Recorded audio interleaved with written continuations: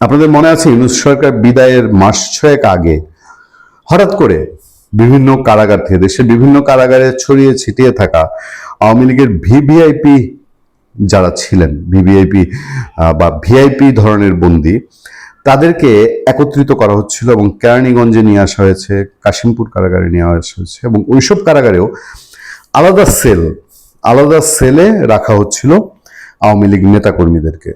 একটা পর্যায়ে নানান রকম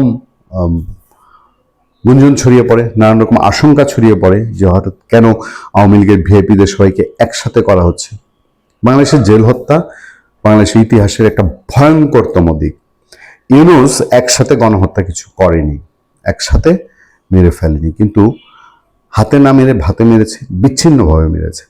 ইউনূস সরকারের সময় যে পরিমাণ আওয়ামী লীগ নেতাকর্মী জেলখানায় বিনা চিকিৎসায়, বিনা অবহেলায় মারা গেছেন, তার একটা উৎকৃষ্ট অন্যতম উদাহরণ তো দুটা জায়গায়। একটা হচ্ছে রায় রমেশচন্দ্র ঠাকুরগাঁয়ের, আরেকটা হচ্ছে নরসিংদীর সাবেক এমপি, সাবেক মন্ত্রী।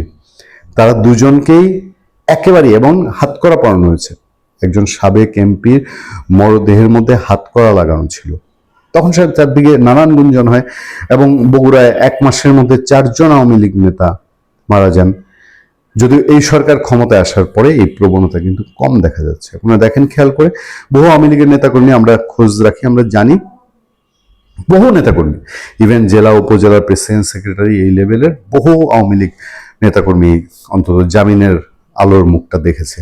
এটা স্বীকার করতে হবে। আপনারা যারা খোঁজ রাখেন আশেপাশে দেখবেন আওয়ামী লীগের লোকজন হেভিওয়েটরা পাচ্ছে না বা হেভিওয়েটদের ছাড়া হচ্ছে না। হেভিওয়েটদের ব্যাপার সেপারও আলাদা, তাদের সাথে বহু রাজনৈতিক হিসাব নিকাশ জড়িত থাকে, বহু বার্গেনিং থাকতে পারে, কিন্তু ইউনূস সরকারের মতন দমবন্ধকর পরিস্থিতি না।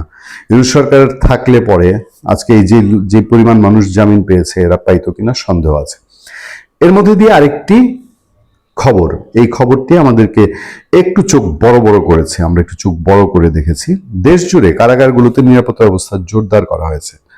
ভিআইপি ও ঝুঁকিপূর্ণ বন্দীদের নিরাপত্তাকে অগ্রাধিকার দিয়ে ঢাকার কেরানীগঞ্জের বিশেষ কারাগার সহ দেশের প্রায় 68টি কারাগারে বাড়ানো হয়েছে নজরদারি ও সতর্কতা। কারা অধিদপ্তরের তথ্য অনুযায়ী বর্তমানে ঢাকা সহ দেশের 68টি কারাগারে বন্দী ধারণ ক্ষমতা প্রায় 43,000 হলেও মঙ্গলবার পর্যন্ত সেখানে বন্দী রয়েছে 73,196 জন, অর্থাৎ ধারণ ক্ষমতার তুলনায় প্রায় দ্বিগুণ বন্দী অবস্থান করছেন কারাগারগুলোতে। এর মধ্যে ভিআইপি বন্দীর সংখ্যা 182 জন। কারা অধিদপ্তরের এআইজি প্রিজন্স মোহাম্মদ জান্নাতুল ফরহাদ জানান, বিভিন্ন মামলায় হাজিরা ও নিরাপত্তা বিবেচনায় ভিআইপি বন্দীদের কয়েকজন চট্টগ্রাম সহ বিভিন্ন কারাগারে রাখা হয়েছে। নিরাপত্তাজনিত কারণে কিছু বন্দী কাশিমপুর হাই সিকিউরিটি কারাগারে এবং নারী ভিআইপি বন্দীরা কাশিমপুর মহিলা কারাগারে রয়েছেন। তিনি বলেন, ভিআইপি বন্দীদের ক্ষেত্রে কোনো নিরাপত্তার ঝুঁকি নেই, তবে আমরা সবসময় এসব বন্দীদের ক্ষেত্রে বিশেষ সতর্কমূলক ব্যবস্থা নিয়ে থাকি।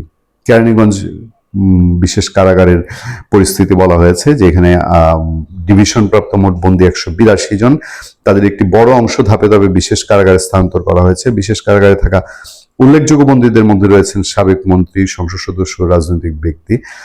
কারাগারে বাড়তি সতর্কতা জারি করা হয়েছে, সেই খবরটি এখানে বলা হয়েছে যে বিশেষ কারাগারে কর্মকর্তারা বলছে বর্তমানে কোনো নিরাপত্তা ঝুঁকি না থাকলেও পুলিশের স্পেশাল ব্রাঞ্চের নির্দেশনার পর গত বছর 29 জুলাই থেকে নিরাপত্তা ব্যবস্থা আরো জোরদার করা হয়েছে। নতুন ব্যবস্থার মধ্যে রয়েছে বন্দীদের চলাচলে সীমাবদ্ধতা, নিরাপত্তা রক্ষীর সংখ্যা বৃদ্ধি, দর্শনার্থী প্রবেশ কড়াকড়ি এবং কারা অভ্যন্তরে নজরদারি বৃদ্ধি। ভালো থাকবেন, সুস্থ থাকবেন। আপনাদের সাথে আমি আতিক রহমান, পূর্ণিয়া।